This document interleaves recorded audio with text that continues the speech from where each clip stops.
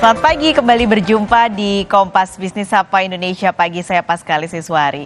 Saudara, rapat Dewan Gubernur Bank Indonesia mempertahankan BI Rate pada posisi 6%.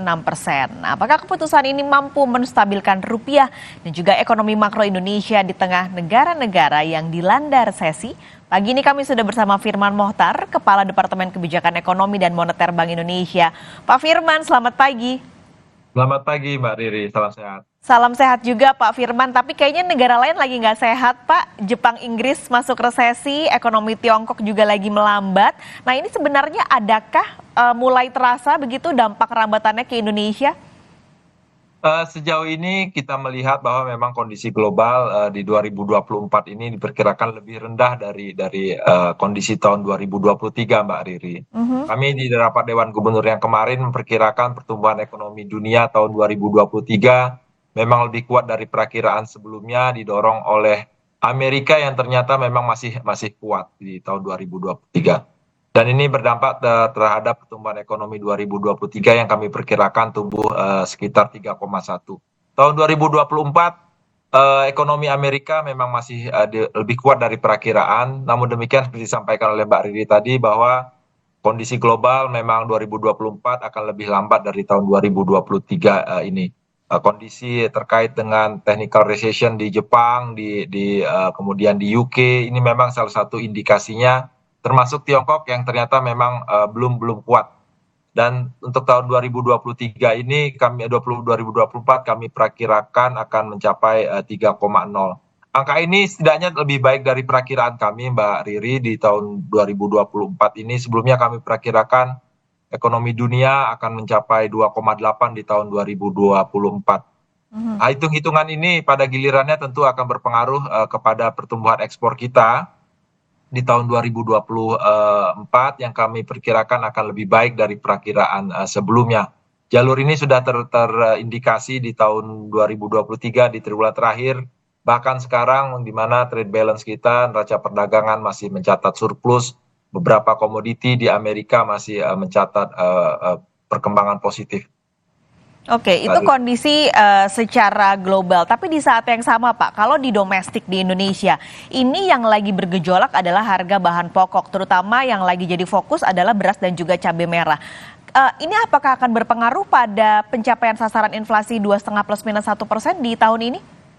Ya, kami terus mencermati perkembangan berbagai volatile food price tersebut, termasuk beras, kemudian cabai dan bawang. Hitungan kami perkembangan terkini memang menunjukkan inflasi masih terkendali di dalam kisaran. Di Januari kemarin inflasi IHK dalam level 2,6 yang berarti di sekitar midpoint kisaran target Bank Indonesia di 2,5 plus minus 1 atau 1,5 sampai dengan 3,5. Yang menjadi faktor yang mempengaruhi adalah inflasi inti yang masih tetap terkendali baik 1,7% year on year number. Memang untuk inflasi volatile food dipengaruhi oleh beras, kemudian bawang di bulan Januari kemarin yang meningkat sehingga berpengaruh ke inflasi volatile food menjadi sekitar 7%. Hitungan kami Mbak Riri untuk ke depan kami perkirakan bahwa inflasi inti akan tetap baik, sementara berbagai upaya akan terus dilakukan, disinergikan Bank Indonesia dengan pemerintah melalui TPIP, TPID di daerah dan ditopang oleh penguatan gerakan nasional inflasi pangan.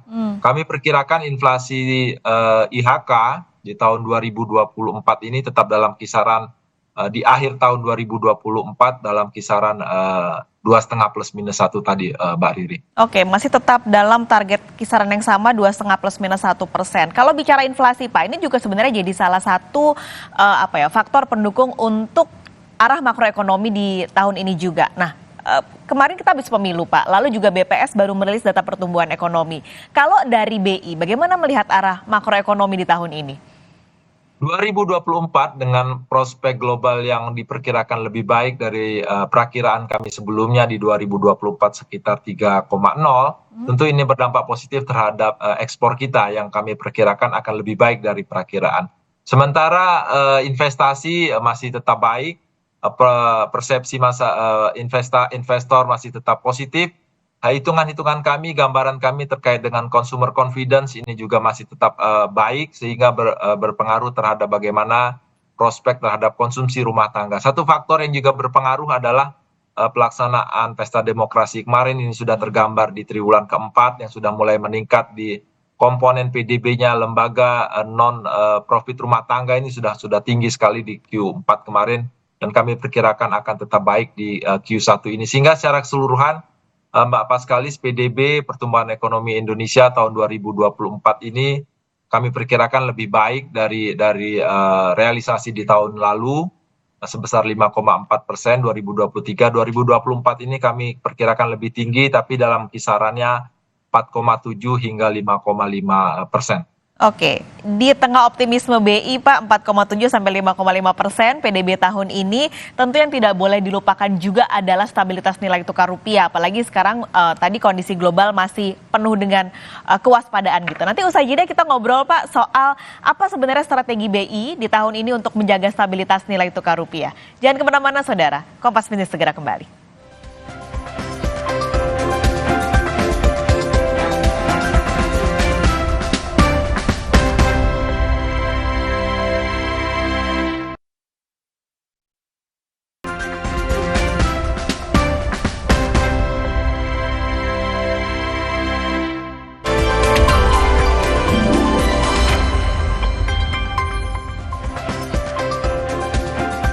Pagi ini Kompas Bisnis masih bersama Kepala Departemen Kebijakan Ekonomi dan Moneter Bank Indonesia Firman Mohtar. Pak Firman, kita ngobrol-ngobrol lagi ini terutama soal beberapa pekan lalu rapat Dewan Gubernur memutuskan untuk mempertahankan BI rate di angka 6%. Sebenarnya apa Pak faktor yang jadi pertimbangan untuk mempertahankan BI rate di tengah kondisi saat ini?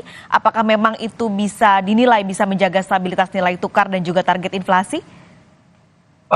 Jadi Mbak Riri, perkembangan ekonomi global tentunya menjadi perhatian kita di tengah kondisi domestik yang memang secara umum masih terjaga baik dengan pertumbuhan ekonomi yang terus membaik, meningkat dengan inflasi yang terjaga meskipun terkait dengan volatile food menjadi cermatan kita. Di tengah kondisi kini kita harus terus memastikan agar inflasi tersebut dengan sesuai sasaran kita di 2,5 plus minus 1%. Perkembangan terakhir dalam di RDG kemarin kami juga melihat kondisi global khususnya terkait dengan ketidakpastian pasar keuangan global.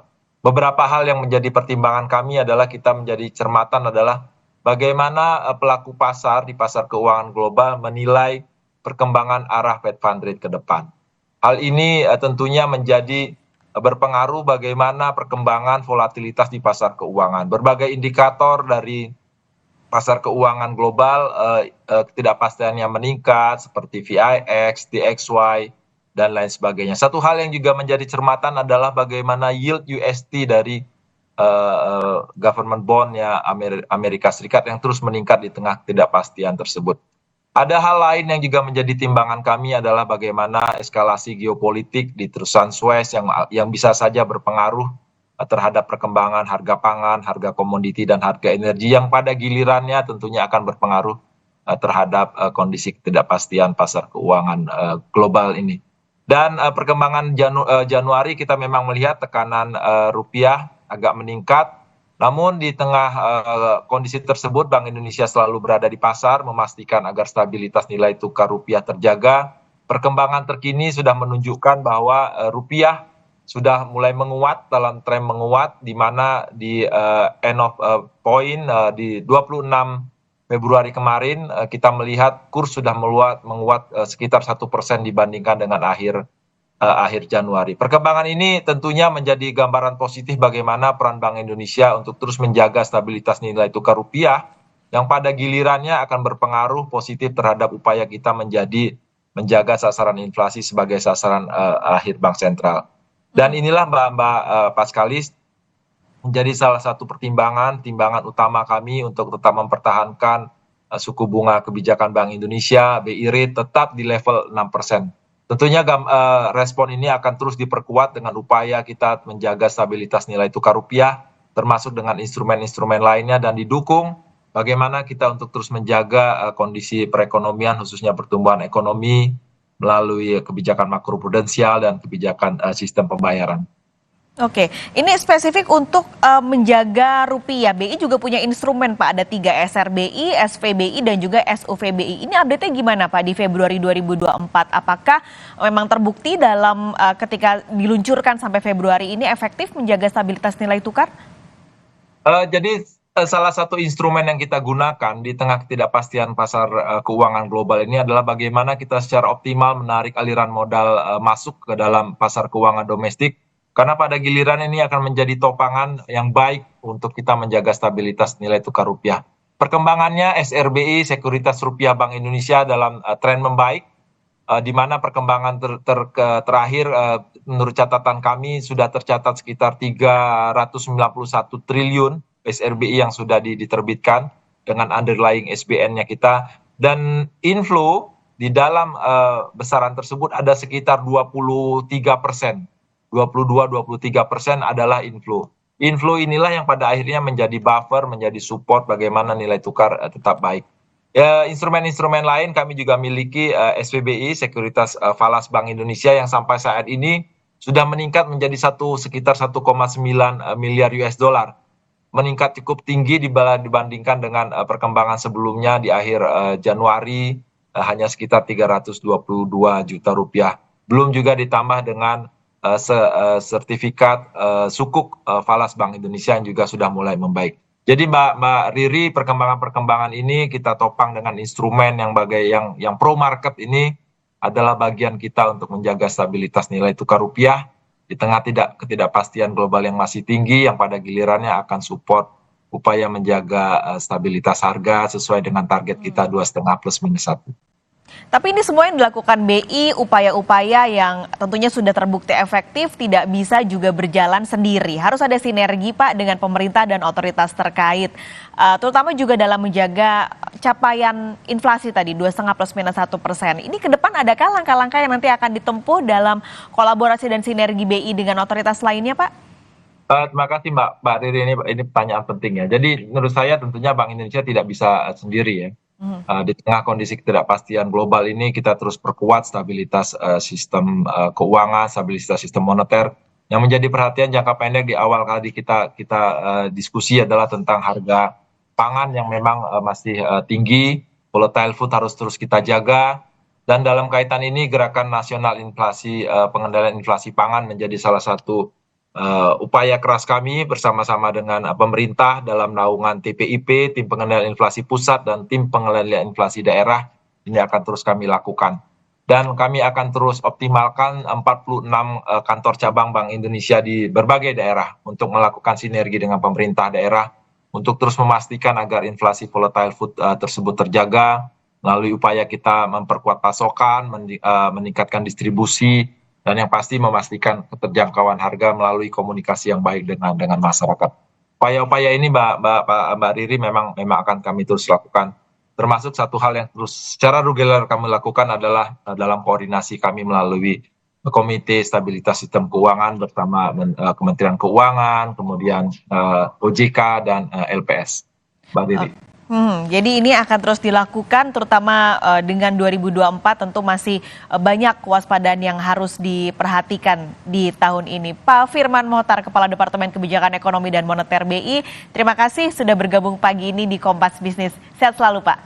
Terima kasih Mbak Riri, sehat selalu. Sapa Indonesia Pagi akan segera kembali usai jeda. Kami punya informasi untuk Anda. Ketua Bapilu Partai Persatuan Pembangunan Sandiaga Uno mengisyaratkan P3 siap bergabung ke pemerintahan presiden terpilih jika diminta.